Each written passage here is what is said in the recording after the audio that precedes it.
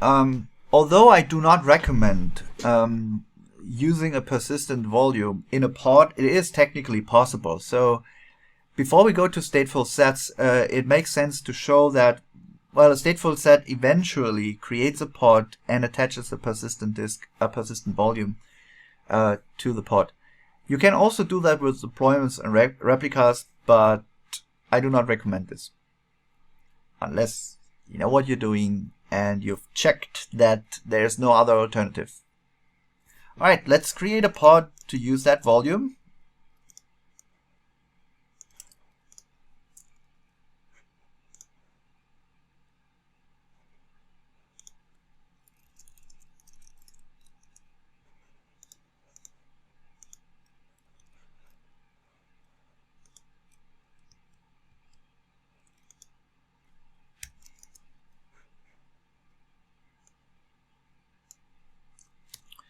So, API version 1, a simple pod. We name the pod. Here we list volumes, and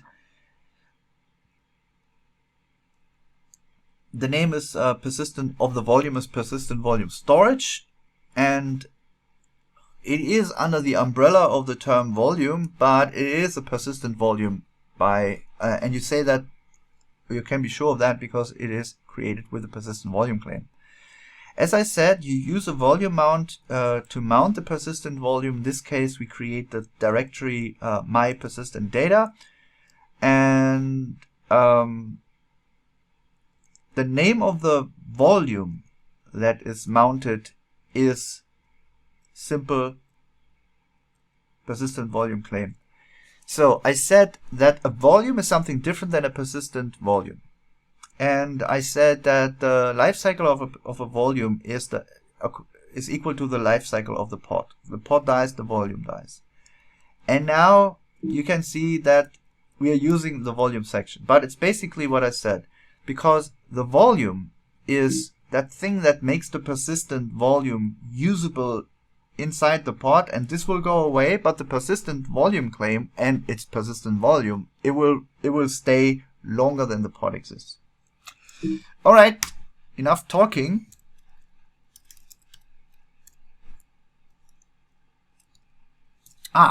One thing is to be mentioned.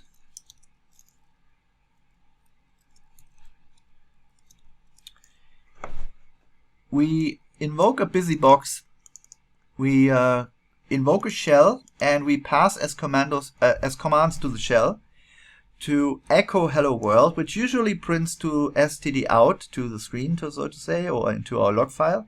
But in this case, we actually redirect the output into a file. So we create basically a text file with the content hello world. So let's give it a try.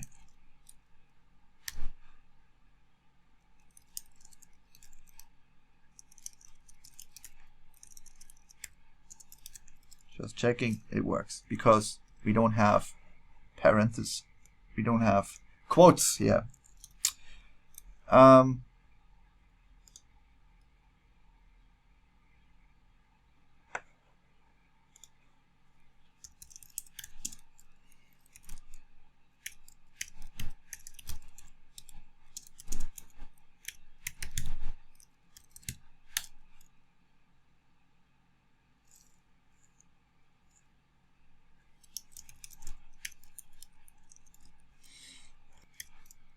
So the pod is completed. And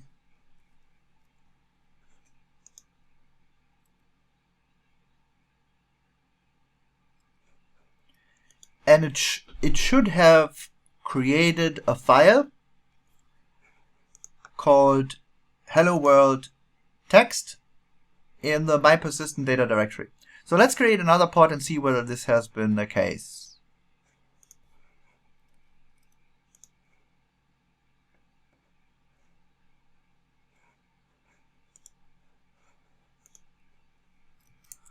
I'll rather take this file.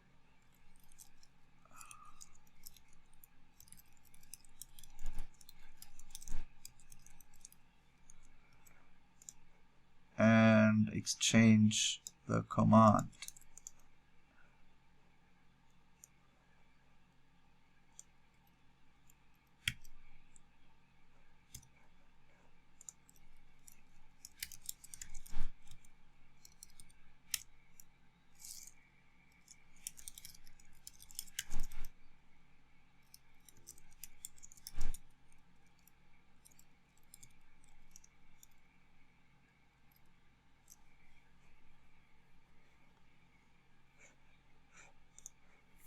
Oh, didn't replace the name.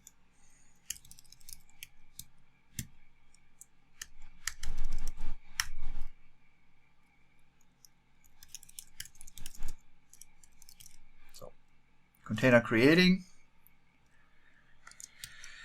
Let's see. Completed.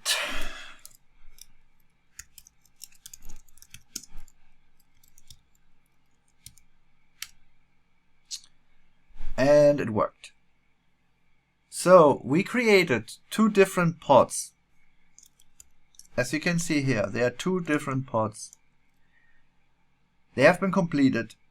So one has mounted the persistent volume, has written to it, has completed. The other has mounted the same persistent volume and has read from it. So the one wrote, the other read.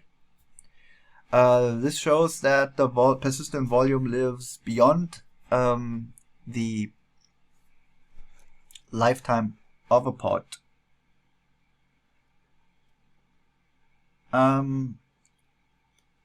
So in this case, the persistent volume claim name helped to create the corresponding persistent volume and shaped an identity that ensured that it's going to be the same persistent volume mounted or bound to the persistent volume claim. And so we can choose which persistent volume to use. So the persistent volume has its identity, and the persistent volume claim is a method of getting to the same persistent volume over and over again. Alright, so let's wipe out the pods.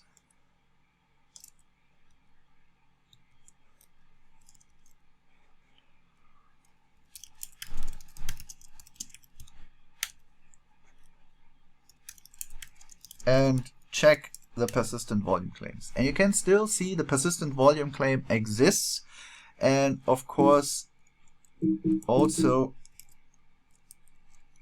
the persistent volume, which means that the deletion of the pods did not cause the deletion of the persistent volumes as expected, and neither the persistent volume claim, by the way, which is the way to get to the persistent volume easily. So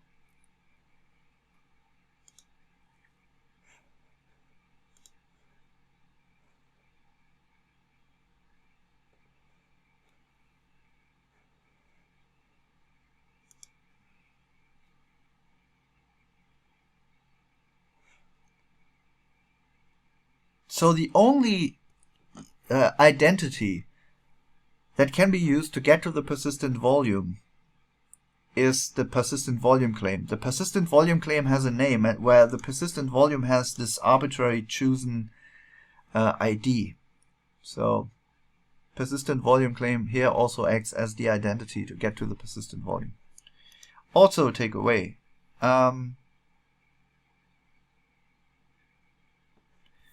So when we delete the persistent volume, then we obviously also expect that when we delete the persistent volume claim, because of the delete policy, we also expect the persistent volume to go away.